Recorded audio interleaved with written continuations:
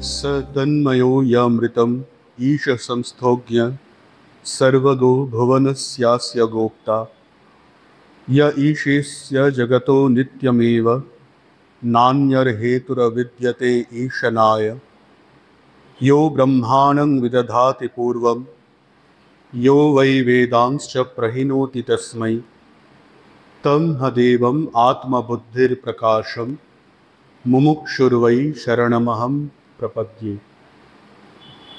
ओम नमः श्री यतिराजाय विवेकानंद सूरये सच्चित् सुख स्वरूपाय स्वामिने तापहारे।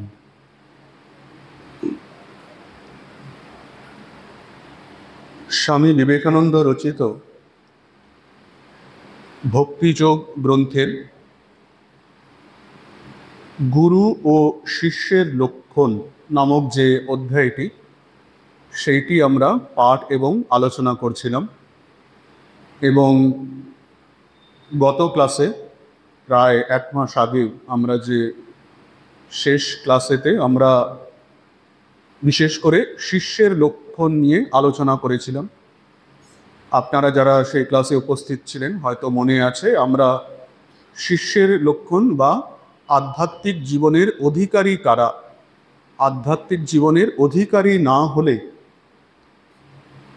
গুরুর কাছ থেকে আধ্যাত্মিক জীবনের যে শিক্ষা আমরা পাই সেটি জীবনেতে বাস্তবায়িত করা সম্ভব হয় না। সেই আধ্যাত্মিক জীবনের অধিকারী কারা সেইটা নিয়ে আলোচনা করতে গিয়ে আমরা দেখেছিলাম যে অধিকারীকে না সাধন চতুষ্টয় সম্পন্ন ইতি অধিকারী, যার মধ্যে চারটি সাধন সম্পন্ন যে, সেই হচ্ছে অধিকারী। কোন চারটি সাধন? বিবেক, বৈরাগ্য, সম দম আদি ছটি সম্পত্তি এবং মুমুক্ষুত্ব মুক্তির ইচ্ছা। বিবেক অর্থাৎ সৎ অসৎ বা শ্রেয় এবং প্রেয় ইত্যাদি বস্তুর মধ্যে বিবেক।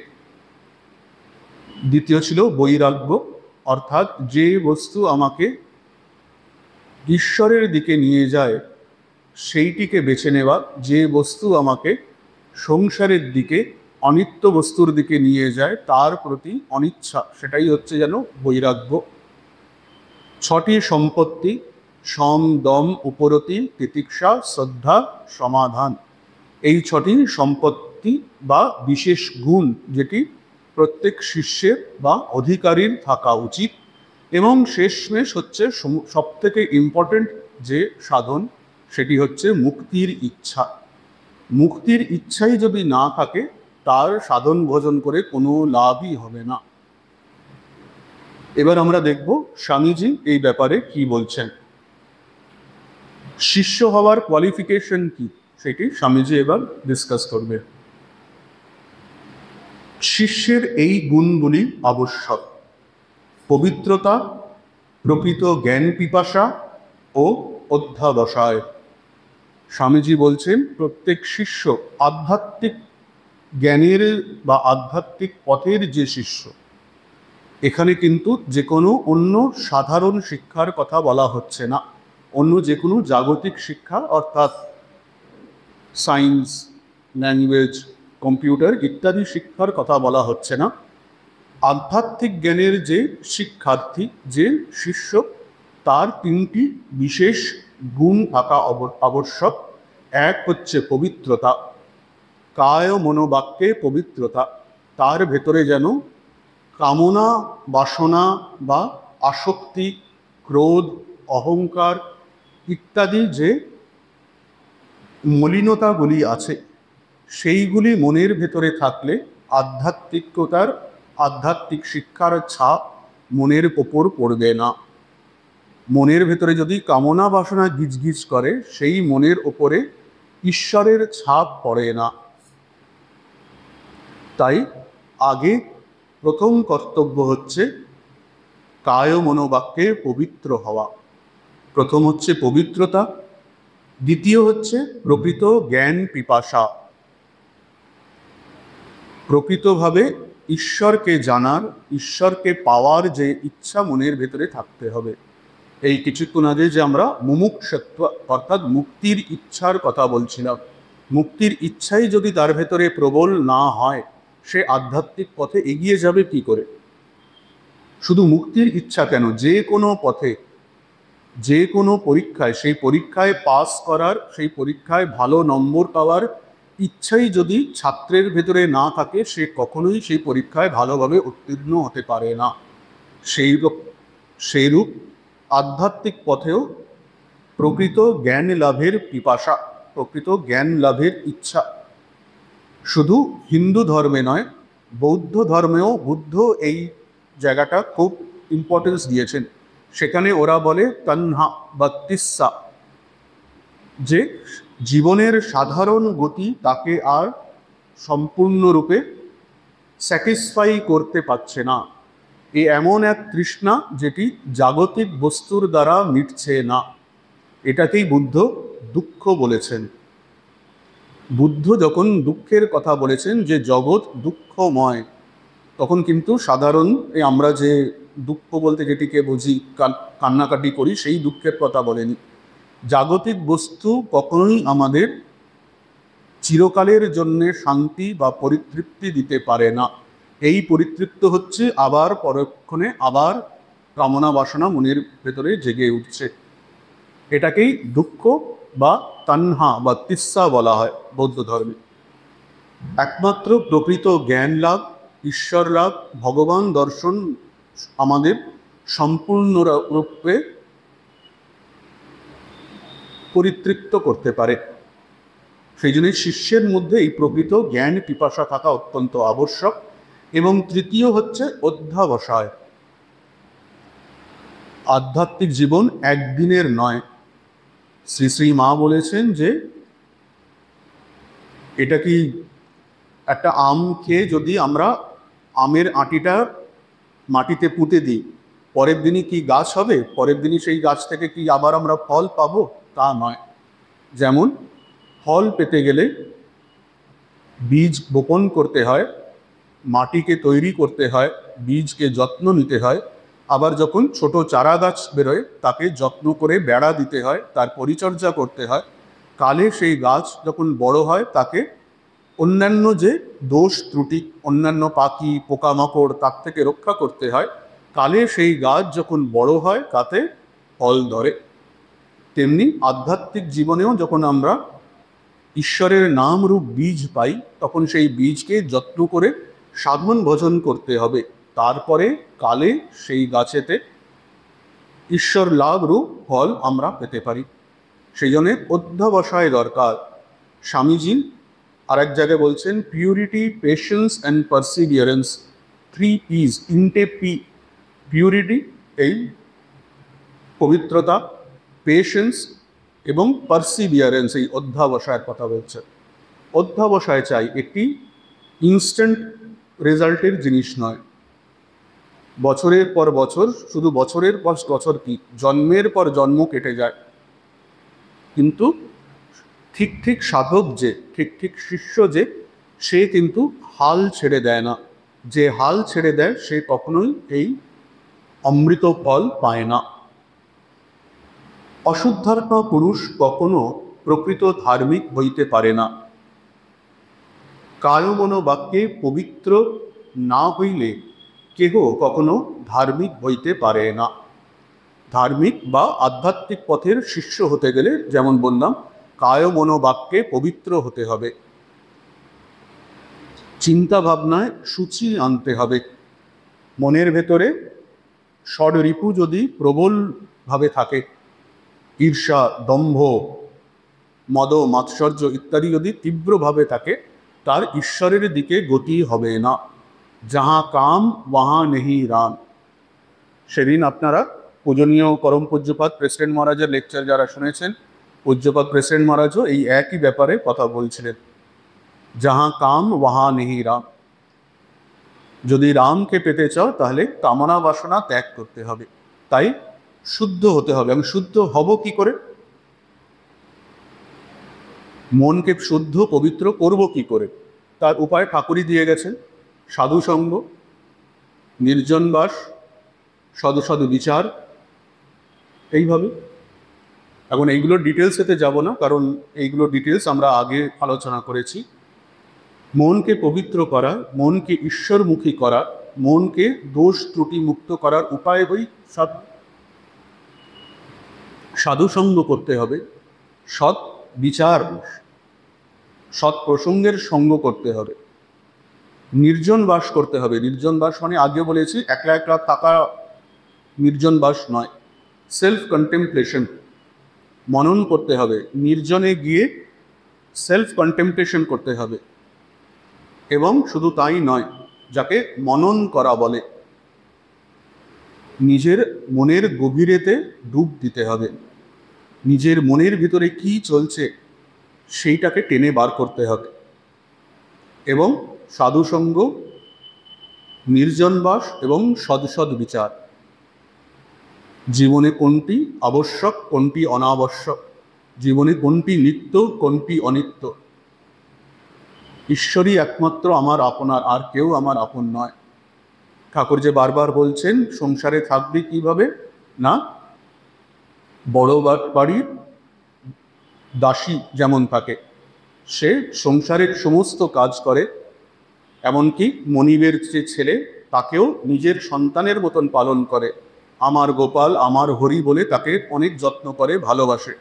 কিন্তু মনে মনে সে জানে এটি আমার বাড়ি নয়, আমার বাড়ি সেই সুদূর গ্রামে আছে।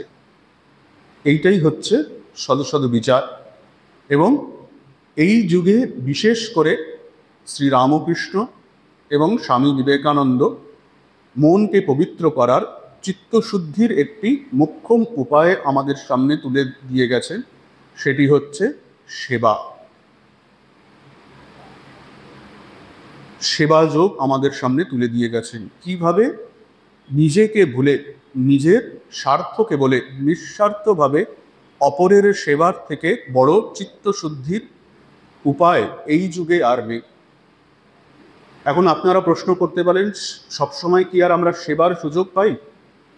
সেবা মানেই তো এই যে আপনারা রামকৃষ্ণ মিশনের সাধুরা আপনারা ত্রাণের কাজ করেন, রিলিফের কাজ করেন, যখন বন্যা হচ্ছে ভূমিকম্প হচ্ছে তখন গিয়ে আপনারা রিলিফ করেন। আমরা সংসারী মানুষ, আমরা সবসময় কোথায় রিলিফ করে বেড়াবো? ত্রাণ করা, রিলিফ করা তো শুধুমাত্র সেবাযোগ নয়। শ্রী শ্রী মায়ের জীবন আপনারা যদি পড়ে দেখেন, শ্রী শ্রী মায়ের জীবন ছিল, তিনি তার জীবন মূর্ত সেবাযোগের প্রতীক ছিলেন। তিনি তার পুরো জীবনটাই তো সেবা। তিনি কি কোথাও গ্রামেগঞ্জে ভূমিকম্পের সময় বা বন্যার সময় ছুটে ছুটে যেতেন? দৈনন্দিন তার প্রত্যেকটি দৈনন্দিন কাজ ছিল সেবা।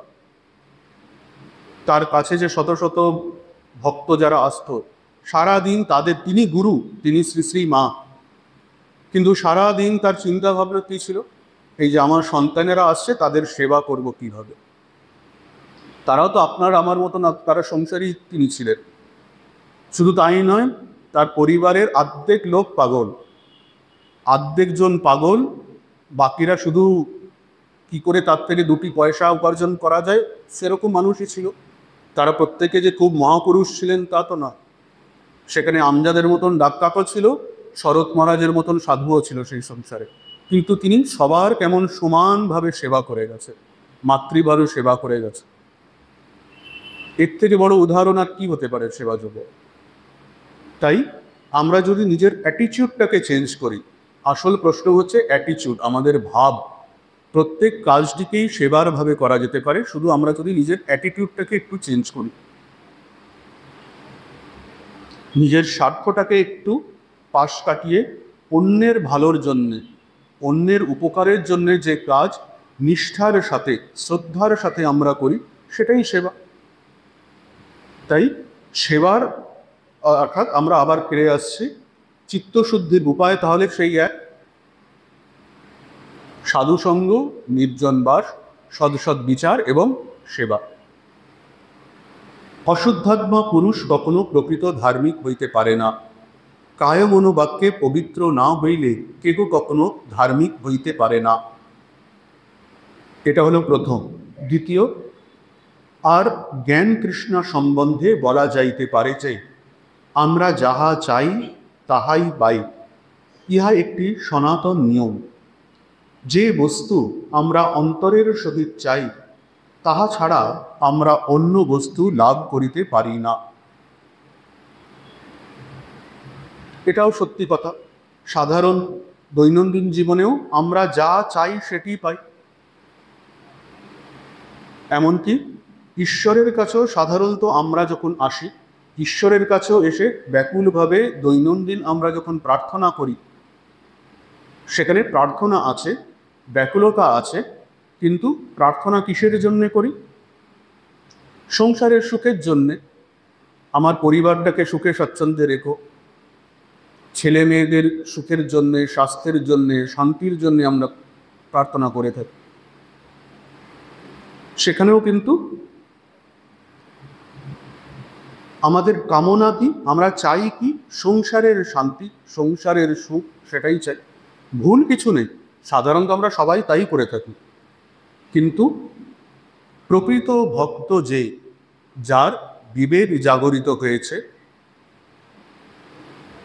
সে জানে যে যদিও হ্যাঁ, ঈশ্বরের কাছ থেকে সংসারের সুখ স্বাচ্ছন্দ্য ইত্যাদি প্রার্থনা করব না তো আর কার কাছে করব? অবশ্যই ঠিক, তিনি তো এক আপনার, তার কাছে প্রার্থনা করব না তো আর কার কাছে করব? তবে হ্যাঁ, এটাও ঠিক, সংসারে চিরদিন সুখ নেই, চিরদিন দুঃখও নেই। সংসার মানেই সুখ দুঃখ, কখনো সুখ কখনো দুঃখ, কখনো ভালো কখনো মন্দ। সংসার চিরকাল এইভাবেই চলবে। যেমন বারবার গ্রীষ্মকাল আসে, আবার শীতকাল আসে, আবার গ্রীষ্ম আসে, আবার শীত আসে, আবার বর্ষা আসে, তেমনি সংসারেও এই চক্র চলতেই থাকবে। সংসার সংসারের নিয়মেই চলবে।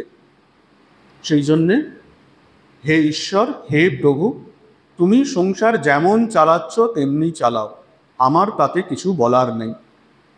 তোমার যেমন ইচ্ছা তেমনিভাবে এই সংসারকে চালাও। হ্যাঁ, আমার কাজ কি? আমি আমার এই কর্তব্য, এই সংসারে আমার যেটি ধর্ম, আমার যেটি কর্তব্য, সেটি যথাসাধ্য নিষ্ঠার সাথে, যথাসাধ্য শ্রদ্ধার সাথে আমি পালন করব। কিন্তু হ্যাঁ, আমাকে এই আশীর্বাদ করো, আমার এই ধর্ম পালনে, আমার এই ডিউটি পালনেতে যেন কোনো রকম আসক্তি না থাকে। সাংসারিক যে দায়িত্ব আমি পালন করছি, তাতে যেন আমি আসক্ত হয়ে সংসারের সাথে জড়িয়ে যাতে না যাই। আমার গতি তোমার প্রতি, সংসার যেমন চলার তেমনি চলুক, আমি যেন তোমার প্রতি এগিয়ে যেতে পারি। সংসারের প্রতি আসক্তি ছেড়ে তোমার প্রতি যেন আমার ভালোবাসা দিনকে দিন বেড়ে যায়। এটি হচ্ছে প্রকৃত বিবেকী, প্রকৃত শিষ্য, প্রকৃত জ্ঞানীর লক্ষ্য। সেই জন্যে সংসারে ওই সৎ সৎ বিচার করতে হবে, সংসারে কোনটি আমি চাই। ঠাকুর বারবার উদাহরণ দিচ্ছেন, আমরা কেমন না ওই আঁটি আর চামড়া, খেলে আবার অম্লশূল হয়। তাই সংসার ত্যাগ করতে তিনি তো বলছেন না, তিনি বলছেন সংসারেই থাকো, সংসারের সব কাজকর্ম নিষ্ঠার সাথে করো, কিন্তু মনে মনে বিচার করো, সংসারের জন্যে যতই আমি ঈশ্বরের কাছে প্রার্থনা করি না কেন, সংসার কোনোদিন পারফেক্ট হবে না। সংসার যেমন চলার তেমনি চলবে। চিরকাল সংসার ওইভাবেই চলে এসেছে, আজও সংসার ওইভাবে চলছে, ভবিষ্যতেও সংসার ওইভাবেই চলবে। আমি যেন নিষ্ঠার সাথে এবং নিঃস্বার্থভাবে নিজের যে ডিউটি, নিজের যে কর্তব্য, সেটি পালন করতে পারি, এবং আমার গতি কি না ঈশ্বর ভগবান, তার ভক্তি, সেই দিকে আমার মনকে যেন ফিরিয়ে দিতে পারি। সংসারে থেকেও যেন সাংসারিকতাতে যেন না জড়াই, সংসারেতে থেকেও সাংসারিকতাতে যেন না জড়াই। ঠাকুর সেই কাঁঠাল ভাঙার উপদেশ দিচ্ছেন। আজকাল বাজারেতে প্রচুর কাঁঠাল উঠেছে। ঠাকুর বলছেন, কাঁঠাল ভাঙবে যখন, তখন হাতে তেল মেখে নেবে। হাতে তেল মেখে নিলে কাঁঠালের আঠা হাতে জড়াবে না। কিন্তু মনে রাখতে হবে, এই উদাহরণেতে হাতে তেল মাখলে কাঁঠালের আঠা কিন্তু শেষ হয়ে যায় না, কাঁঠালের আঠা যেমন ছিল তেমনি থাকে। আমাদের হাতে জড়ায় না, তেমনি বিবেক বৈরাগ্য রূপ তেল যদি নিজেদের মন রূপ হাতে আমরা মেখে নিতে পারি, তাহলে সংসারের যে সাংসারিকতা, সংসারেতে যে আসক্তি, সেটি আমার মনকে স্পর্শ করবে না। আমরা যত এই পথে এগিয়ে যাব, তখন সংসারের দুঃখ বা সংসারের সব কি শেষ হয়ে যাবে? না, সংসার যেমন চলার তেমনি চলবে, কাঁঠালে আঠা যেমন ছিল তেমনি থাকবে। ডিফারেন্সটা কি হবে? তিনটে জিনিস বলা যেতে পারে: ফ্রিকোয়েন্সি, ইন্টেন্সিটি আর রিকভারি। আমরা যদি মনে বিবেক বৈরাগ্য রূপ বা এই পবিত্রতা, সাধুসঙ্গ, নির্জনবাস, সদসদ বিচার, সেবাযোগ রূপ সাধনা যদি করি, তাহলে সংসার যেমন ছিল তেমনি থাকবে, কিন্তু হাতে ওই বিবেক বৈরাগ্য রূপ তেল মাখলে কি হবে? তিনটে জিনিস হবে: ফ্রিকোয়েন্সি, ইন্টেন্সিটি আর রিকভারি। ফ্রিকোয়েন্সি মানে সংসারে যে দুঃখ, কষ্ট, আসক্তি, তার ফ্রিকোয়েন্সি কমে যাবে। সাধারণ অবস্থায় প্রত্যেক দিন আমরা যে ঠক্কর খাচ্ছি সংসারেতে, সেইটি আর হবে না, কদাকচ্ছিত হয়তো হলো। ফ্রিকোয়েন্সি কমে যাবে, সংসারে যে আমরা ধাক্কা কাটছি তার ফ্রিকোয়েন্সি কমে যাবে। দ্বিতীয় হচ্ছে ইন্টেন্সিটি, ধাক্কা লাগলেও তার ইন্টেন্সিটি কমে যাবে। এখন যেমন ছোট একটু কিছু গন্ডগোল হলেই আমরা হাউমাউ করে উঠি, ওমা আমার কি হলো গো, তখন আর এত ইন্টেন্সিটি তার থাকবে না। সংসারের আঘাত লাগলেও তার জোর আর বেশি থাকবে না। এবং তৃতীয় হচ্ছে রিকভারি, সেই তার থেকে আমরা চট করে রিকভার করে আসতে পারব, চট করে তার থেকে আমরা মনকে উপরে তুলে দিতে পারব। ফ্রিকোয়েন্সি, ইন্টেন্সিটি আর রিকভারি। মনকে যত আমরা ঈশ্বরমুখী করব, তত বেশি এই ফ্রিকোয়েন্সি, ইন্টেন্সিটি আর রিকভারি বেড়ে। সংসারে তখন বড় থেকে বড় দুর্ঘটনা ঘটে গেলেও মন ভেঙে যাবে না, মন কিন্তু ঈশ্বরের দিকেই যাবে। এমনকি অত্যন্ত প্রবল দুঃখের যে ঘটনাগুলি হয়, স্বজন বিয়োগ, অত্যন্ত কাছের একটি মানুষও যখন আর আমার কাছে থাকবে না, তখনও মন সেই এত বড় যন্ত্রণা থেকে অত্যন্ত সহজে রিকভার করতে পারবে। মন তখন বলবে, তিনি এতদিন আমার সঙ্গে ছিলেন বটে, কিন্তু তিনি এখন ভগবানের কাছে গেছেন, ঈশ্বরের কাছে গেছেন, আরও ভালো অবস্থায় তিনি গেছেন, তার জন্যে দুঃখ করা মিছা। দুঃখ করে সময় নষ্ট না করে তার ভালোর জন্যে, সবার ভালোর জন্যে প্রার্থনা করাই শ্রেয়। এইটি হবে। যে বস্তু আমরা অন্তরের সহিত চাই, তাহা ছাড়া আমরা অন্য বস্তু লাভ করিতে পারি না। ধর্মের জন্য প্রকৃত ব্যাকুলতা বড় কঠিন জিনিস। আমরা সচরাচর যত সহজ মনে করি, উহা তত সহজ নয়। ধর্মের জন্য ব্যাকুলতা অত্যন্ত কঠিন জিনিস। ঠাকুর বলছেন, স্ত্রী পুত্রের জন্যে মানুষ কেঁদে ভাসিয়ে দেয়, টাকা পয়সা ঐশ্বর্যের জন্যে কেঁদে আকুল হয়, ভগবানের জন্যে, ঈশ্বরের জন্যে কাঁদে কজন? ঈশ্বরের জন্যে কেউ কাঁদে না। এই কিছুক্ষণ আগেই যেমন আমরা বললাম, সাধারণভাবে যদি দেখি 99% মানুষ ঈশ্বরকে মাধ্যম করে সংসারের বিভিন্ন বস্তু প্রার্থনা করে। আমাদের প্রার্থনার উদ্দেশ্য ভগবান নয়, ভগবানের কাছ থেকে আমরা অন্য কোনো জিনিস চাইছি, ঈশ্বরকে চাইছি না। বা ঈশ্বরের সাথে নিজের সম্পর্ক আরও ভালো হোক, তার প্রতি আমার ভক্তি বাড়ুক, তার প্রতি আমার ভালোবাসা বাড়ুক, সেইটি চাইছি না, ঈশ্বরের কাছ থেকে অন্য কোনো বস্তু চাইছি। সেটাকে ঈশ্বরের জন্য ব্যাকুলতা বলে না। আমার ব্যাকুলতা হচ্ছে সাংসারিক জিনিসের জন্য, ঈশ্বরের জন্য ব্যাকুলতা নেই আমার মনের ভেতরে। তাই ঠাকুরও বারবার বলেছেন, ঈশ্বরের জন্য ব্যাকুলতা অত্যন্ত দুর্লভ জিনিস। মনের ভেতরে মন যতক্ষণ না পবিত্র হচ্ছে, চিত্ত যতক্ষণ না শুদ্ধ হচ্ছে, যতদিন না আমি এইটি বুঝতে পারছি যে ঈশ্বরই একমাত্র আমার, আপনার, আর কেউ আমার আপন নন। বাকি সবাইরা দুদিনের জন্যে, এই জন্মের জন্যে তারা আমার বাবা মা, স্ত্রী পুত্র, বন্ধু বান্ধব। জন্ম জন্মান্তরে আমার আপনার একমাত্র ঈশ্বর, তাছাড়া আর কেউ নয়। গানে আছে, তুমরে বিন হামারা और कोई नहीं, ও পালনহারে নির্গুণ और ন্যারে, তুমরে বিন হামরা কৌনো না है। তোমার ছাড়া আমার আর কেউ নেই। এইটি যখন মানুষ জানতে পারে, যখন মানুষ বুঝতে পারে, তখনই তার মনে ঈশ্বরকে পাওয়ার, ঈশ্বরকে জানার, তার ভক্তির প্রতি ব্যাকুলতা তার মনে, তখন আর সে নারায়ণী সেনা চায় না, তখন সে নারায়ণকে চায়।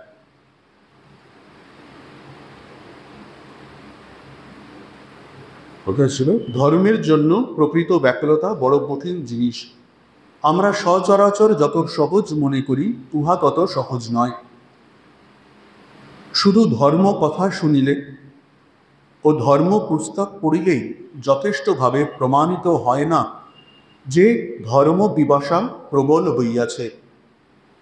যতদিন না প্রাণে ব্যাকুলতা জাগরিত হয় এবং যতদিন না আমরা প্রবৃত্তির উপর জয়লাভ করিতে পারি, ততদিন সদা সর্বদা অভ্যাস ও আমাদের পাশব প্রকৃতির সহিত নিরন্তর সংগ্রাম আবশ্যক। খুবই ইম্পর্টেন্ট একটি জায়গা। স্বামীজি বলছেন, শুধু ধর্ম কথা শুনিলে ও ধর্ম পুস্তক পড়িলেই যথেষ্টভাবে প্রমাণিত হয় না যে হৃদয়ে ধর্ম পিপাসা প্রবল হইয়াছে। স্বামীজি বলছেন যে আগে আমরা যে বলছিলাম যে চিত্তশুদ্ধি বা মনের পবিত্রতার জন্যে কি প্রয়োজন, না সাধু সঙ্গ, নির্জন বাস, সৎসৎ বিচার বা সেবাযোগ ইত্যাদির দ্বারা মনের পবিত্রতা বা চিত্তশুদ্ধি আমরা লাভ করতে পারি। কিন্তু মনে যদি ঈশ্বরের জন্যে ব্যাকুলতা, ঠাকুর যে উদাহরণ দিচ্ছেন, মনটা কেমন করবে, না আটুপাটু করবে, তিন টান। ঠাকুর কথামৃতে বারবার এই প্রসঙ্গটি করেছেন, তিন টান এক হলে ঈশ্বর দর্শন হয়। মায়ের সন্তানের উপরে টান, সতীর পতির উপরে টান এবং বিষয়ের উপরে টান। এই তিন টান এক হলে মন যখন ঈশ্বরের জন্যে ঐরূপ ব্যাকুল হবে, তখন ঈশ্বরকে পাওয়া যাবে। আর একটি উদাহরণ দিচ্ছেন, শিষ্য গুরুকে জিজ্ঞেস করছে মনের কি অবস্থা হলে ঈশ্বর দর্শন হয়। গুরু শিষ্যকে নিয়ে গিয়ে তার মাথাটা জলের মধ্যে চুবিয়ে ধরছেন। কিছুক্ষণ পর তাকে শিষ্যকে টেনে তুলে ধরে শিষ্যকে জিজ্ঞেস করছেন, তোমার কেমন লাগছিল? না, শিষ্য বলছে, আমার মনটা, প্রাণটা যেন বেরিয়ে যায় করছিল, মনটা আটুপাটু করছিল নিঃশ্বাসের জন্য। বলছে যখন ঈশ্বরের জন্য মনটা এরকম ছটফট করবে, আটুপাটু করবে, তখন জানবে ঈশ্বর দর্শনে দেরি নেই। ঠাকুরের নিজের জীবনের অভিজ্ঞতা যদি আমরা দেখি, ঠাকুর বলছেন ভেতরে যেন গামছা নিগড়ানোর মতন করছে। একটা গামছাকে নিকড়ালে যেমন হয়, মনে হচ্ছে আমার হৃদয়টাকে কেউ যেন ওরকম নিকড়ে ধরছে। ঠাকুরের সাধন জীবন যদি আমরা অনুধ্যান করে দেখি, ঠাকুর বিশেষ কোনো সাধন ভজন করে কিন্তু মায়ের দর্শন পাননি, শুধু ব্যাকুলতা যোগে যেন মায়ের দর্শন পেয়েছেন।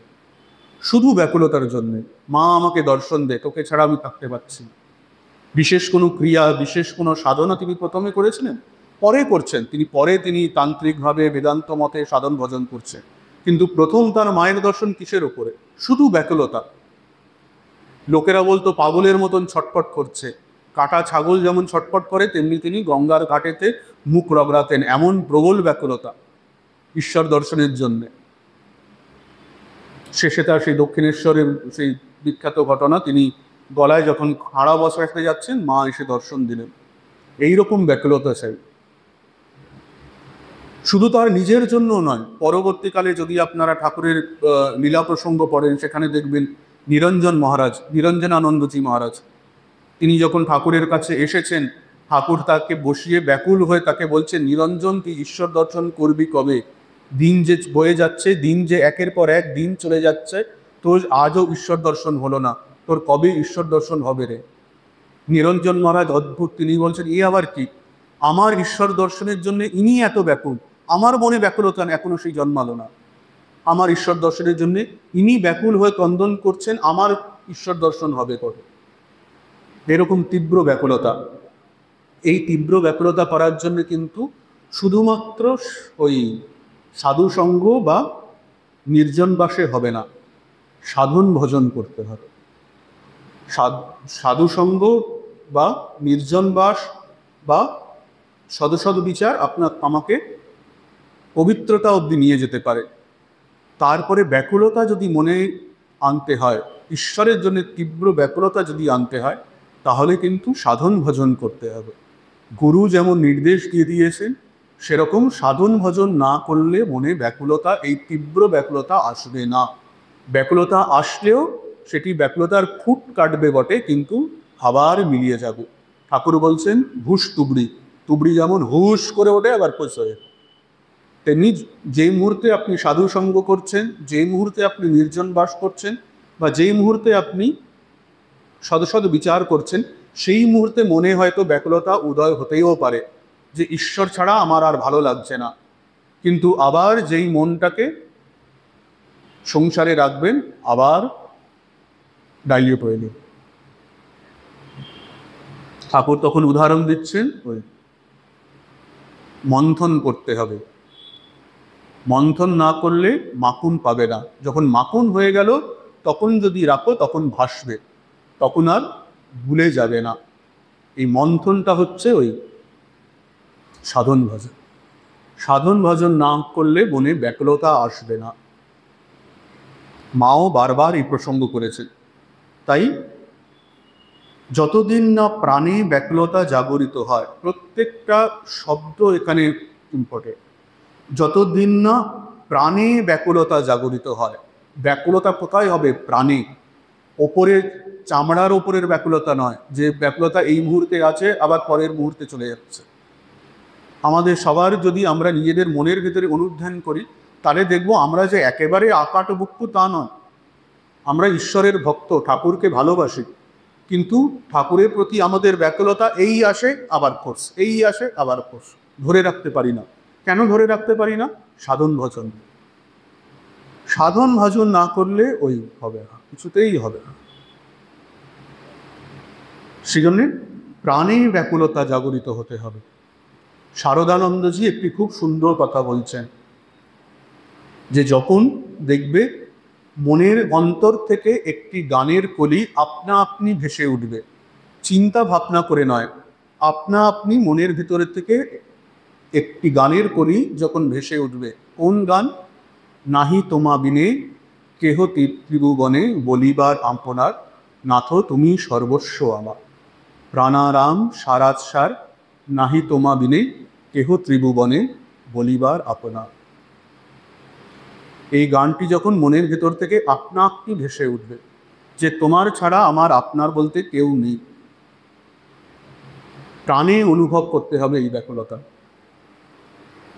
তখন বুঝতে হবে, শারদানন্দজি বলছেন, তখন বুঝতে হবে আর বেশি দিনের অপেক্ষা নেই। যতদিন না প্রাণে এই ব্যাকুলতা জাগরিত হয়, এই তীব্র ব্যাকুলতা, এবং যতদিন না আমরা প্রবৃত্তির উপর জয়লাভ করিতে পারি, নিজের প্রবৃত্তির উপরে আমাদের যে সাধারণ প্রবৃত্তি, আমাদের সাধারণ প্রবৃত্তি কি? সংসারের প্রতি। মনের গতিই তাই। শাস্ত্রই বলছে যে ঈশ্বরই ইচ্ছে করে মনের সাধারণ প্রবৃত্তি, সাধারণ গতি সংসারের দিকে করে রেখেছেন। আমাদের সাধারণ প্রবৃত্তি সবসময় ওই সংসারের দিকে, মনের সাধারণ গতিই তাই। সেই মনের গতি, মনের প্রবৃত্তিকে ঈশ্বরমুখী করাই হচ্ছে সাধন। পুরো খেলা ওটাই, এছাড়া আর কিছু নেই। এই একই ব্যাপারটাকে নানাভাবে, নানা উদাহরণ দিয়ে, নানা গল্পের মাধ্যমে প্রকাশ করা মাত্র। মনের সাধারণ প্রবৃত্তি কিন্তু সংসারের দিকে। সেই মনের সাধারণ প্রবৃত্তির উপরে যতদিন না প্রাণে ব্যাকুলতা জাগরিত হয়, এবং যতদিন না আমরা প্রবৃত্তির উপর জয়লাভ করিতে পারি, অর্থাৎ নিচু আমির ওপরে উঁচু আমি জয়লাভ করিতে পারে, বা পার্শ্ববিক আমির ওপরে দৈবী আমি যতদিন না জয়লাভ করতে পারে, ততদিন সদা সর্বদা কি করতে হবে? অভ্যাস। যতদিন না মনের ভেতরে সেই তীব্র ব্যাকুলতা জাগরিত হয়, যতদিন না মনের ভেতরে সেই আমাদের যে নিম্নগামী যে প্রবৃত্তি তার উপরে জয়লাভ আমরা করতে পারি, ততদিন কি করতে হবে? অভ্যাস। কি অভ্যাস? সাধন ভজন অভ্যাস, নিত্য নিয়মিত সাধন ভজন অভ্যাস, এবং আমাদের বাস্তবিক প্রকৃতির সহিত নিরন্তর সংগ্রাম আবশ্যক। কিসের সাথে সংগ্রাম? পাশবিক প্রকৃতি। পাশবিক প্রকৃতি কোথায় আছে? আমাদের প্রত্যেকের ভেতরে আছে। আমরা যতদিন এই শরীর ধারণ করে আছি, প্রত্যেকের শরীরের ভেতরে পাশবিক প্রবৃত্তি অবশ্যই আছে। শরীর আছে মানেই পাশবিক প্রবৃত্তি আছে। পাশবিক প্রবৃত্তি মানে কি? ঠাকুরের ভাষা আহার, নিদ্রা এবং মৈথুন। যে কোনো পশু প্রাণী, তার পাশবিক প্রবৃত্তি কি? তার সহজ প্রবৃত্তি কি? প্রথম হচ্ছে আহার, খাদ্য। এই শরীরটাকে সংরক্ষণ তাকে করতে হবে।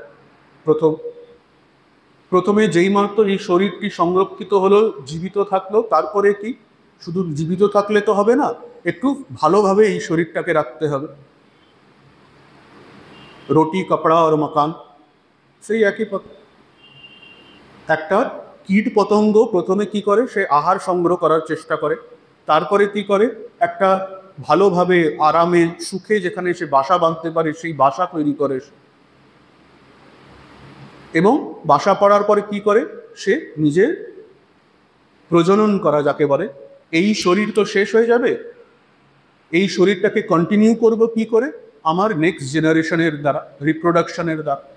আর একটি শরীর, এই শরীরটি শেষ হয়ে গেল বটে, কিন্তু এই শরীরের কিছু অংশ আমার সন্তান রূপে রয়ে গেল। সে তখন পরের জেনারেশনকে নিয়ে আসে। মানুষও তাই, আমাদের পাশবিক প্রবৃত্তিও তাই।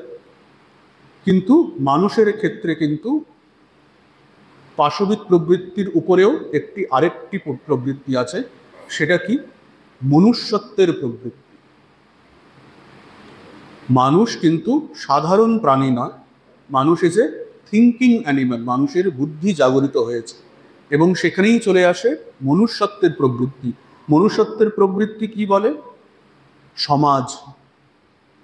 মানুষ শুধু নিজের আহার, নিদ্রা এবং প্রজন্ম নিয়ে সন্তুষ্ট থাকে না, সেটি সমাজ গড়ে। সমাজ গড়ে, সে সংস্কৃতিকে গড়ে, সেটি ইতিহাসকে গড়ে। এখানেই আমরা পশু থেকে আলাদা। মানুষ, আমাদের একটি সমাজ আছে, আমাদের সংস্কৃতি আছে, আমাদের ইতিহাস আছে। কিন্তু এই মানুষ প্রবৃত্তির উপরেও আমাদের ভেতরে আরেকটি প্রবৃত্তি আছে, দৈবী প্রবৃত্তি। আমাদের প্রত্যেকের ভেতরে আমরা শরীর ধারণ করে আছি বটে, মানুষ রূপে আমাদের মধ্যে বুদ্ধি বিকশিত হয়েছে বটে, কিন্তু তাছাড়া আমাদের প্রকৃত প্রবৃত্তি কি? দৈবী প্রবৃত্তি। Each soul is potentially divine. আমাদের প্রত্যেকের ভেতরে সেই ব্রহ্মস্বরূপ আত্মা বিরাজ করছে, সেইটি আমাদের প্রকৃত স্বরূপ। সেই জন্যে আমাদের প্রতিনিয়ত আমাদের পাশবিক প্রবৃত্তির সাথে, এবং শুধু তাই নয়, আমাদের যে শুধুমাত্র মানুষ হিসেবে আমাদের যে প্রবৃত্তি, তার উপরেও জয়লাভ করতে হয়। তাহলেই আমরা আমাদের দৈবী প্রবৃত্তিকে প্রতিষ্ঠিত হতে পারব। যতদিন না প্রাণে ব্যাকুলতা জাগরিত হয় এবং যতদিন আমরা প্রবৃত্তির উপরে জয়লাভ করিতে পারি, ততদিন সদা সর্বদা অভ্যাস ও আমাদের পাশব প্রকৃতির সহিত নিরন্তর সংগ্রাম আবশ্যক। এই সংগ্রামটাই হচ্ছে সাধনা, এটাই হচ্ছে সাধন ভজন। উহা দু এক দিনের কর্ম নয়, কয়েক বৎসর বা দু এক জন্মেরও কর্ম নয়, শত শত জন্ম ধরিয়া এই সংগ্রাম চলিতে পারে। শত শত জন্ম ধরিয়া এই সংগ্রাম চলছে। তবে ওই হতাশ হয়ে গেলে চলবে না। যে হতাশ হয়ে গেল সে আর এগোতে পারে না। ঠাকুরের উদাহরণ আছে যে দুজন সাধক, তাদের সামনে একজন গুরুদেব এসে তাদের দর্শন দিয়ে বলছেন, শিষ্যরা জিজ্ঞেস করছে, আর আমার ঈশ্বর দর্শন হতে কতদিন বাকি? একজন সাধককে গুরুদেব বলছেন, তোমার আরো 3টি জন্ম নিতে হবে। সে হতাশ হয়ে যাচ্ছে, আরো 3টে জন্ম? এত সাধন ভোজন করার পরও আরো 3 জন্ম? সে কিন্তু যেখানে ছিল সেখানেই আটকে গেল, সে আর এগোতে পারবো না। আর একজনকে যখন সে একই প্রশ্ন করছে যে আমার আর কত জন্ম বাকি, তখন গুরুদেব বলছেন, এই তেঁতুল গাছেতে যত পাতা আছে তত জন্ম তোমাকে আরো নিতে হবে। সে কিন্তু হতাশ হচ্ছে না, সে আনন্দে উৎফুল্ল হয়ে, যা আমার ঈশ্বর দর্শন হবে তো ঠিক আছে, না হয় এত জন্ম নিতে হবে, কিন্তু ঈশ্বর দর্শন তো আমার হবে একদিন না একদিন। তার কিন্তু তৎক্ষণাৎ ঈশ্বর দর্শন হচ্ছে। তাই অধ্যবসায় চাই, হাল ছেড়ে দিলে চলবে না। আমরা যদি ঈশ্বরকে সত্যিকারের ভালোবাসি তাহলে কিন্তু আমরা হাল ছেড়ে বসে থাকতে পারি না। চোর যদি জানতে পারে যে তার পাশের ঘরে স্বর্ণখণ্ড রাখা আছে, সে সারা রাত ঘুমোতে পারবে না, সে হাল ছেড়ে দেবে না, সে যে কোনোভাবে সেই সোনার তালটিকে পাওয়ার মতলব করবে। তেমনি আমরা যদি ঠিক ঠিক বুঝতে পারি যে আমাদের ভিতরেই সেই পরম কারণিক, পরম শক্তিমান সেই ঈশ্বর আমাদের ভিতরেই বর্তমান, এবং তাকে দর্শন করা, তাকে পাওয়া সম্ভব, তাহলে কিন্তু আমরা কোনোদিনই হাল ছেড়ে দিয়ে বসে থাকতে পারি না। কাহারও পক্ষে অল্পকালের মধ্যেই সিদ্ধিলাভ ঘটিতে পারে, কিন্তু যদি অনন্তকাল অপেক্ষা করিতে হয়, ধৈর্যের সহিত তাহার জন্য প্রস্তুত থাকা চাই। যে শিষ্য এইরূপ অধ্যবসায় সহকারে সাধনে প্রবৃত্ত হয়, তাহার সিদ্ধি অবশ্যম্ভাবী। যে এইরকম দৃঢ় সংকল্প নিয়ে সাধন ভজনে প্রবৃত্ত হয়, এই দৃঢ় সংকল্প সম্পর্কে স্বামীজি বুদ্ধদেবের উদাহরণ দিয়েছিলেন। ইহাসনে শুষ্যতু মে শরীরম ত্বগস্তি মাংসম প্রলয়ম চ ইয়াতু অপ্রাপ্য বোধিং বহুকল্প দুর্লভাম নৈবাসনাৎ কায়মতশ্চলিষ্যতে। বুদ্ধদেব শেষ যখন ওই সাধন ভজন করতে করতে ফাইনাল যখন নিজে সেই সাধনায় বসছেন, তখন তিনি এই দৃঢ় প্রতিজ্ঞা করছেন, ভূমি স্পর্শ করে এই দৃঢ় প্রতিজ্ঞা করছেন যে ইহাসনে, আমার শরীর এই আসনে বসেই শুষ্ক হয়ে শুকিয়ে নষ্ট হয়ে যাক। ত্বগস্তি মাংসম প্রলয়ঞ্চ ইয়াতু, আমার চামড়া, আমার অস্থি মাংস সম্পূর্ণভাবে নষ্ট হয়ে যাক। প্রলয়ঞ্চ ইয়াতু অপ্রাপ্য বোধিং বহুকল্প দুর্লভাম, বহু কল্প দুর্লভ যে বোধি, যে ব্রহ্মজ্ঞান, অপ্রাপ্য বোধিং, সেটি প্রাপ্ত না হলে আমি এই আসন ছেড়ে উঠব না। এই দৃঢ় সংকল্প নিয়ে বুদ্ধদেব যখন বসলে, তারপরেই তার মহাবোধি লাভ হয়। তাই স্বামীজি বারবার বুদ্ধদেবের এই দৃঢ় সংকল্প, এই ধৈর্য, এই অধ্যবসায়ের কথা আমাদের সামনে তুলে ধরছে। এইরকম ধৈর্য চাই, অধ্যবসায় চাই। ঠাকুর বলছে ওই মেদিটি ভাব হলে হবে না, হচ্ছে হবে তা নয়, ঈশ্বরের উপরে জোর ফলাতে হবে। তিনি আপন মা, পাতানো মা নয়, তিনি আমার আপনার, তার উপরে জোর করা যায়। সেই জন্যে যে শিষ্য এরূপ অধ্যবসায় সহকারে সাধনে প্রবৃত্ত হয়, তাহার সিদ্ধি অবশ্যম্ভাবী। সেই জন্যে আমরা তাহলে দেখছি শিষ্যের তাহলে কি কি লক্ষণ। প্রথম হচ্ছে পবিত্রতা, কায় মনোবাক্যে পবিত্রতা চাই। পবিত্রতার জন্য কি দরকার? সাধুসঙ্গ, নির্জনবাস, সৎ বিচার এবং সেবা যোগ। তারপরে কি চাই? প্রকৃত জ্ঞান পিপাসা, অর্থাৎ ঈশ্বরকে লাভ করার জন্য ব্যাকুলতা। ঈশ্বর ছাড়ার আমার আর কিচ্ছু চাই না। শিশু যেমন খেলনা ইত্যাদি ছুঁড়ে ফেলে দিয়ে মা বলে যখন চিৎকার করে আর অন্য কোনো জিনিসে ভোলে না, তখন মা ছুটে এসে তাকে কোলে নেন। এরকম শিশুর মতন সরল ব্যাকুলতা চাই মনের ভেতরে। সেই ব্যাকুলতা যখন আসবে, সেই ব্যাকুলতা আনার জন্য কি করতে হবে? অভ্যাস এবং নিজের পাশবিক প্রকৃতির সাথে সংগ্রাম, একেই বলে সাধন ভজন। সাধন ভজন একেই বলে, নিরন্তর অভ্যাস, মাঝে মধ্যে নয়, নিরন্তর সংগ্রাম। এবং সেই সংগ্রাম কিন্তু একদিনের 2 দিনের জন্য নয়, জন্ম জন্মান্তরের। সেই জন্যে অধ্যাবসায় চাই।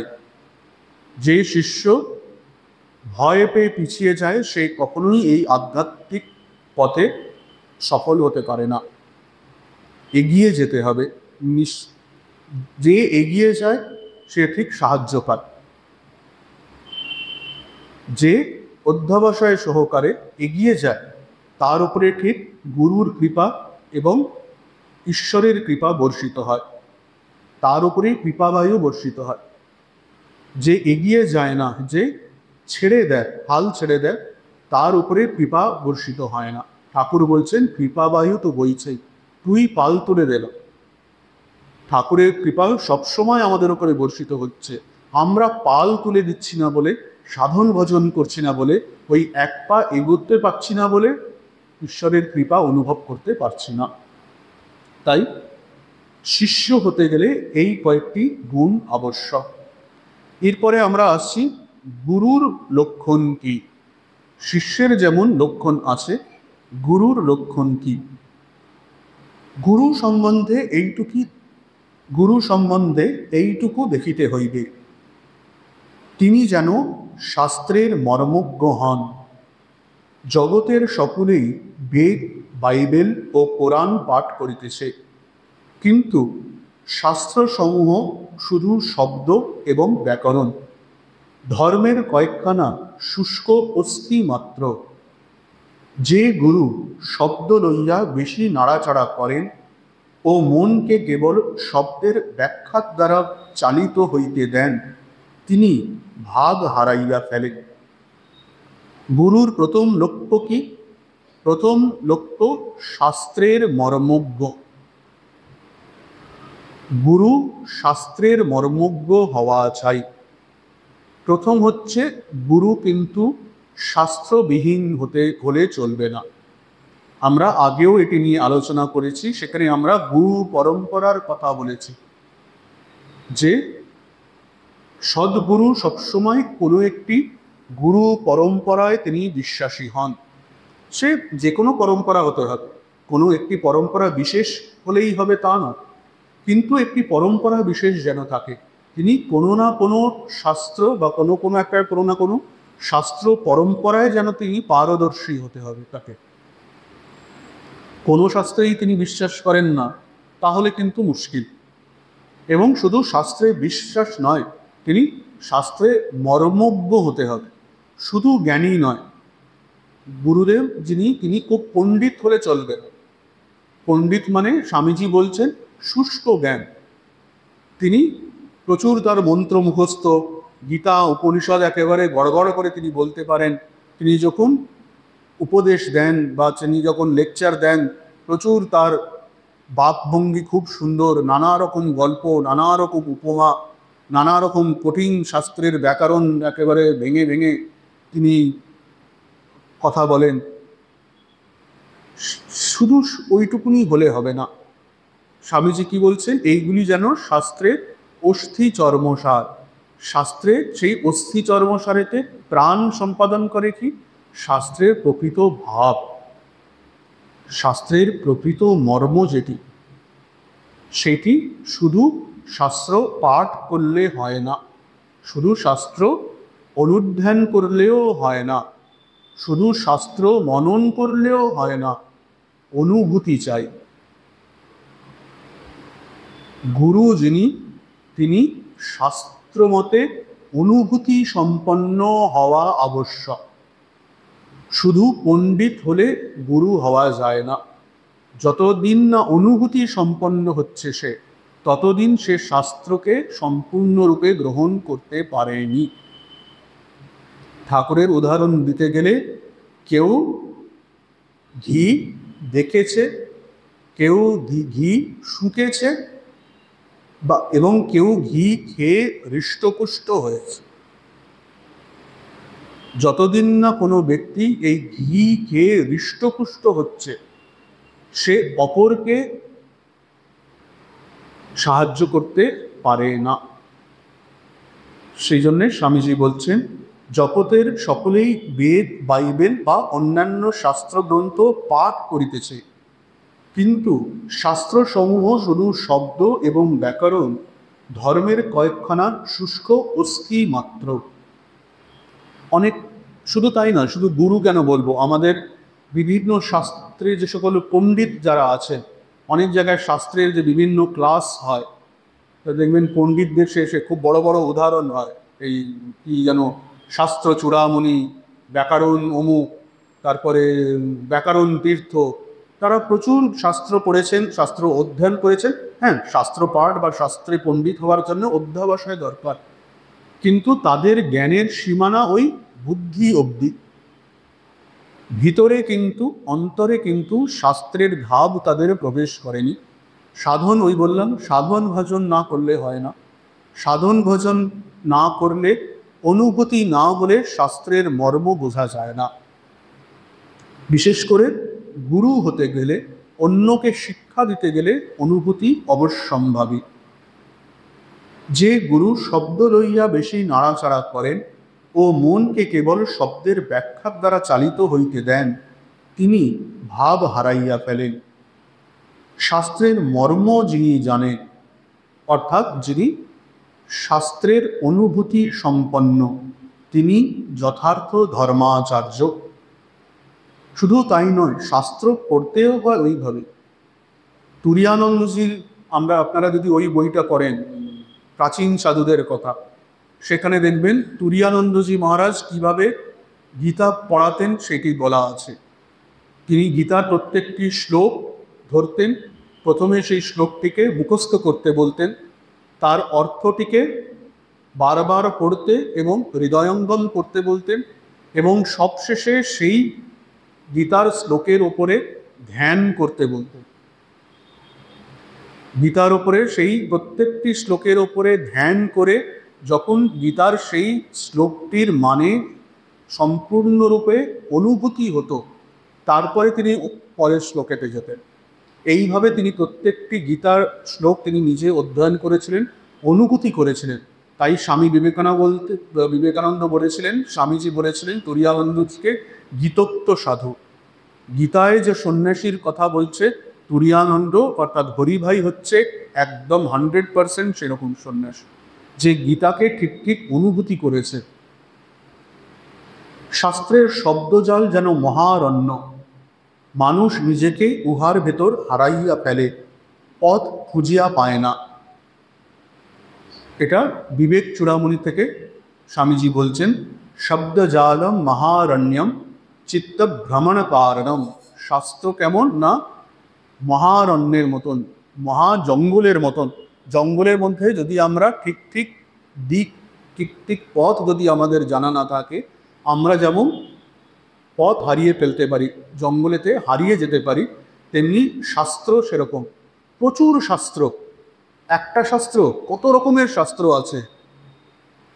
প্রত্যেকটি মতের দেখুন কত শাস্ত্র, বৈষ্ণব মতের কত শাস্ত্র, তন্ত্র মতের কত শাস্ত্র, আগম শাস্ত্র আছে, নিগম শাস্ত্র আছে, বৈষ্ণব তন্ত্র আছে, উপনিষদ আছে, বেদ আছে, গীতা আছে। আবার সেই গীতা হলে হলো না, গীতার উপরে আবার বিভিন্ন ভাষ্য, শঙ্কর ভাষ্য, রামানুজ ভাষ্য, আবার ভাষ্যের উপরে আবার টিকা, টিকার উপরে আবার টিপ্পণী। শাস্ত্রের শেষ নেই। লাইব্রেরিতে গিয়ে দেখুন, আলমারির পর আলমারির শাস্ত্র, সারা জীবন শাস্ত্র পড়েও শেষ করতে পারবেন না। এবং শুধু তাই নয়, শাস্ত্রর প্রতি একটা খুব কি বলবো, একটা নেশার মতন হয়েছে। শাস্ত্রপাঠ এমন আকর্ষণীয় একটি জিনিস, নেশার মতন হয়ে যায়। শাস্ত্রপাঠের প্রতি আমাদের যেন নেশা হয়ে যায়। শাস্ত্রপাঠের মূল উদ্দেশ্য যে ভগবান লাভ, সেইটাই হারিয়েছে। ওই পাণ্ডিত্যের আকর্ষণ এমন প্রবল, শাস্ত্রপাঠ এবং শাস্ত্রপাঠে পাণ্ডিত্যের আকর্ষণ এমন প্রবল, বহু মহামহা পণ্ডিত, মহামহা আধার ওখানে ভেসে গেছে। খুব উচ্চ আধার, খুব অত্যন্ত বুদ্ধিমান মানুষ, কিন্তু তারা ওই শাস্ত্র পাঠের জালেতে এমন তারা জড়িয়ে গেছে, ওই দিগ্ভ্রমিত হয়ে যায়। তারা ওই পাণ্ডিত্য অর্জন, খ্যাতি অর্জনেতেই যেন জড়িয়ে যায়। আমি এত বড় পণ্ডিত, লোকমান্য। ইংলিশে একটি পদ্য আছে, সেখানে খুব গুরুত্বপূর্ণ একটি কথা আছে, fame is the last ইনফার্মিটি of the Nobel mind. Milton বলে যে পোয়েট ছিলেন, তার একটি কবিতা, কি যেন লাইসেন না কি যেন কবিতাটার নাম ভুলে যাচ্ছি, fame is the last ইনফার্মিটি of the Nobel mind. Nobel mind অর্থাৎ পণ্ডিত ব্যক্তিদের জন্যে শেষ ইনফার্মিটি, শেষ দুর্বলতা কি? ফেম, মান, সম্ভ্রম। সেই জন্যে শাস্ত্র পাঠ করলে সবসময় সতর্ক থাকতে হয় যে শাস্ত্র পাঠেতে এই পণ্ডিত হওয়ার আকর্ষণেতে যেন দিগ্ভ্রমিত না হয়ে যায়। শাস্ত্রের মূল উদ্দেশ্য যে ঈশ্বর লাভ, ত্যাগ, তপস্যা, সাধন ভজন, সেইটি থেকে যেন ভ্রমিত না হয়ে যায়। তাই বলছেন, শাস্ত্রের শব্দযান যেন মহারণ্য, মানুষ নিজেকে উহার ভিতর হারাইয়া ফেলে, পথ খুঁজিয়া পায় না। শব্দ যোজনা, এটিও বিবেক চূড়ামণি থেকে আবার স্বামীজি উদ্ধৃত করছেন। শব্দ যোজনা, সুন্দর ভাষায় বক্তৃতা ও শাস্ত্র মর্ম ব্যাখ্যা করিবার বিভিন্ন উপায়, এইগুলি পণ্ডিত দিগের বিচার ও আমোদের বিষয়ে মাত্র, উহার দ্বারা সিদ্ধি বা মুক্তি লাভের সহায়তা হয় না। বিবেক চূড়ামণি, এই দুটি কথাই বিবেক চূড়ামণি থেকে উদ্ধৃতি করা হচ্ছে, শঙ্করাচার্যের বিবেক চূড়ামণি, যে বাগ বৈখরি শব্দচরী শাস্ত্র ব্যাখ্যান কৌশলম, যে বাগ বৈখরি খুব আকর্ষকভাবে ব্যাখ্যা করা, শাস্ত্রের ব্যাকরণ, এই সন্ধি বিচ্ছেদ করে তার ধাতুর অর্থ ইত্যাদি খুব গভীরে সেগুলি ব্যাখ্যা করে, খুব ফ্লাওয়ারি ল্যাঙ্গুয়েজ যাকে বলে, তাকে বলে বৈখরি, মানে হচ্ছে ফ্লাওয়ারি ল্যাঙ্গুয়েজ, নানা রকম উদাহরণ দিয়ে, ফুল ফুল, পাতা পাতা। সেইগুলি কেন করে? অনেক পণ্ডিতেরা যারা শুনছে তাদেরকে, তাদের মনকে যেন আকর্ষণ করার জন্য, দেখো আমি কেমন পণ্ডিত, সেই আকর্ষণ করার জন্যে তারা করে। তাদের মূল উদ্দেশ্য কিন্তু ধর্ম প্রচার করা বা জ্ঞান প্রদান করা নয়। তারা মান চায়, সম্ভ্রম চায়, সেই জন্যে এরকম ফ্লাওয়ারি ল্যাঙ্গুয়েজ ইউজ করে, এরকম বাক বৈখরি করে। কিন্তু এইগুলো কি? বৈদুষ্যম বিদুষাম, এইগুলি শুধু বিদ্বান বা পণ্ডিতদের আমোদের বিষয়। তদ্বৎ ভুক্তয়ে নাতু মুক্তয়ে, এর দ্বারা ভুক্তি লাভ হয়, ভুক্তি অর্থাৎ ভোগ লাভ হয়, কামনা বাসনা পরিতৃপ্তি লাভ হয়, মান সম্ভ্রমের যে কামনা বাসনা তার পরিতৃপ্তি লাভ হয়, নাতু মুক্তয়ে, মুক্তি লাভ হয় না। অর্থাৎ আমাদের সবসময় বিচার করতে হবে, যাকে আমি গুরুর আসনে বসাচ্ছি, তিনি যখন শিক্ষা প্রদান করছেন, তিনি কি শাস্ত্রের মর্মজ্ঞ, নাকি শুধুমাত্র শাস্ত্রকে ওই পণ্ডিতের মতন পড়েছেন মাত্র, বুঝেছেন মাত্র, শাস্ত্র তিনি অনুধ্যান করে সেটিকে অনুভূতি করেননি।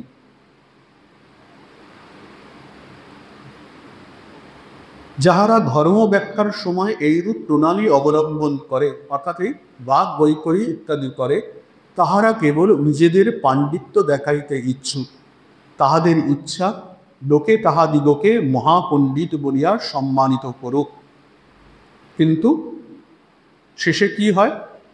ওই অন্ধে নৈব নিয়মানা যথাঙ্গাহা, তারা নিজেরাও গিয়ে সেই গর্ততে গিয়ে পড়ে, যারা তাদেরকে ফলো করছে তারাও গিয়ে সেই গর্তে পতিত হয়। জগতের প্রধান ধর্মাচার্যগণ কেবলই এইভাবে শাস্ত্রের ব্যাখ্যা করিতে অগ্রসর হন না। জগতের যারা প্রধান ধর্মাচার্য যারা বা অবতার পুরুষ যারা, তাদের শিক্ষা যদি আমরা দেখি, সবসময় দেখব সহজ সরল। বুদ্ধদেব যা শিক্ষা দিয়েছেন, তিনি কিন্তু সংস্কৃত ভাষায় কোনো শিক্ষা দেননি। সেই সময় যে চলতি ভাষা ছিল পালি ভাষা, সেই ভাষায় তার শিক্ষা দিয়েছেন। শ্রীরামকৃষ্ণের ভাষা তো আরোই সহজ। আমরাও সাধারণভাবে যে বাংলা ভাষা বলি সেই ভাষাও নয়, তার থেকেও সহজ সরল গ্রাম্য ভাষা। ঠাকুরের কোনো উদাহরণে কোথাও ব্যাকরণ শাস্ত্রের মারপ্যাঁচ বরঞ্চ যেখানে খুব বেশি শাস্ত্রের মার প্যাঁচ হচ্ছে, নিজেই কিন্তু কখনো কখনো ওই গিরিশ ঘোষ বা নরেন্দ্রনাথকে বলতেন, তোমরা শাস্ত্র নিয়ে একটু বিচার করো, আলোচনা করবো, আমি দেখব। কিছুক্ষণ হওয়ার পরই আবার বলতেন, আমার বাপু আর এসব ভালো লাগছে না, তোমরা এগুলো বন্ধ করো। সহজ সরল ভাষায় তিনি প্রত্যেক ধর্মশিক্ষা দিয়ে গেছে। মায়েরও তাই, কোথাও শাস্ত্রের, অথচ নিজেই বলছেন এখানে বেদ বেদান্ত ছাপিয়ে গেছে। কেন? তার সেই সহজ সরল ভাষার পেছনে অনুভূতি রয়েছে। ঠাকুরের উদাহরণ কেন? এই কিছুদিন আগে আপনাদের মধ্যে নিশ্চয়ই বেশিরভাগ লোকেরাই পরম পূজ্যপাদ প্রেসিডেন্ট মহারাজের যে এখানে তিনি সাধু সঙ্গ করেছিলেন, সৎসঙ্গ করেছিলেন, সেখানে নিশ্চয়ই আপনাদের মধ্যে অনেকেই উপস্থিত ছিল। মহারাজ কি অনেকক্ষণ ধরে বক্তৃতা দিয়েছিলেন? না, মাত্র 20 মিনিট বলেছিলেন। খুব শাস্ত্র থেকে রেফারেন্স নিয়ে এসেছিলেন, উপনিষদ এরকম বলছে, তো এখানে কিচ্ছু না। সহজ সরল ভাষায় একটি মাত্র হয়তো গল্পের উদাহরণ দিয়েছিলেন তার মধ্যে। এই কথাগুলোই বলছিলেন মহারাজ। মহারাজের এই 20 মিনিটের লেকচার আপনাদের মনে থাকলে বা রেকর্ডিংও আছে, সেগুলো শুনলে দেখবেন এই একই কথা মহারাজ বলছেন। এই সদসৎ বিচারের কথা তিনি বলছেন, নিত্য নিয়মিত সাধন ভজনের কথা বলছেন, সাধু সঙ্গ বা সৎসঙ্গের কি উপযোগিতা সেই কথা বলছেন, মনের পবিত্রতা প্রয়োজন সেই কথা বলছেন, নিজেকে সম্পূর্ণরূপে ঈশ্বরের পাদপদ্মে সমর্পণ করা, ব্যাকুলতা, এই একই কথা তিনি বলে গেছেন। কিন্তু মহারাজের এই 20 মিনিটের বক্তৃতার যা জোর, যা ক্ষমতা এবং তার যে রেখাপাত আপনাদের মনের উপরে হবে, আমাদের মতন মানুষেরাও ঘন্টার পর ঘন্টা বক্তৃতা দিলেও তা হবে। কেন? কারণ তার ওই 20 মিনিটের বক্তৃতার পেছনে তা হয়তো ওই 70-80 বছরের যে সন্ন্যাসী জীবন, সাধন জীবন, তার গভীরতা সেই 20 মিনিটের পেছনে আছে। 70-80 বছরের সন্ন্যাসী জীবন, সাধন জীবন, এবং তিনি স্বয়ং শ্রীরামকৃষ্ণের মূর্তি, সচল বিগ্রহ। তিনি রামকৃষ্ণ মঠ মিশনের প্রেসিডেন্ট মহারাজ, মানে তিনি স্বয়ং শ্রীরামকৃষ্ণের সচল বিগ্রহ। তার 20 মিনিটের বক্তৃতার জোর, তার ওয়াটেজ অনেক বেশি। আপনারা বুঝবেন আর নাই বুঝুন, হয়তো আপনাদের মধ্যে অনেকেই যারা সেখানে প্রেজেন্ট ছিলেন, সেই 20 মিনিটের বক্তৃতা অনেকেরই হয়তো সম্পূর্ণরূপে আপনাদের মনে নেই। কিন্তু আপনারা এইটা জানবেন, ওই 20 মিনিটের বক্তৃতা আপনাদের যে কানের ভিতরে গেছে, সেটি কিন্তু বীজের আকারে আপনাদের মনের ভেতরে যে সাবকনশিয়াস আছে, সেখানে কিন্তু ঠিক সেটি ঢুকে গেছে। এবং কালে আপনারা যদি যত্নবান হন, সাধন ভজন যদি করেন, ঠিক সেটি অঙ্কুরিত হবেই হবে। সদ্গুরুর উপদেশের জোর এতই বেশি। একটু বলে শেষ করছি। তাহারা শাস্ত্রের শ্লোকের অর্থ যথেচ্ছ ব্যাখ্যা করিতে কখনো চেষ্টা করেন নাই। শব্দার্থ ও ধাত্বার্থ লইয়া ক্রমাগত মারপ্যাচ করেন নাই। তাহারা শুধু জগৎকে শাস্ত্রের মহান ভাগ শিক্ষা দিয়েছেন। আর যাহাদের শিখাইবার কিছুই নাই, তারা হয়তো শাস্ত্র হইতে একটি শব্দ লইয়া তাহারই উপর 3 খণ্ডে একটি পুস্তক রচনা করে। সেই শব্দের আদি কি, কে ওই শব্দটি প্রথম ব্যবহার করিয়াছিল, সে কি খাইত, কতক্ষণ ঘুমাইত, এইরূপ বিষয় লইয়াই কেহ হয়তো আলোচনা করিয়া দিলেন, এবং মিছে আলোচনা করে নিজেদেরও সময় নষ্ট করেন, যারা শুনছে তাদেরও সময় নষ্ট করে। সেই জন্যে গুরুর প্রথম লক্ষণ কি? তিনি শাস্ত্রের মর্মজ্ঞ হওয়া চাই, তিনি শাস্ত্রের অনুভূতি সম্পন্ন হওয়া চাই। এর পরে পরে আমরা গুরুর অন্যান্য লক্ষণ কি সেইগুলি আলোচনা করব। ওম শান্তি শান্তি শান্তি। হরি ওম তৎসৎ। শ্রীরামকৃষ্ণার্পণমস্তু।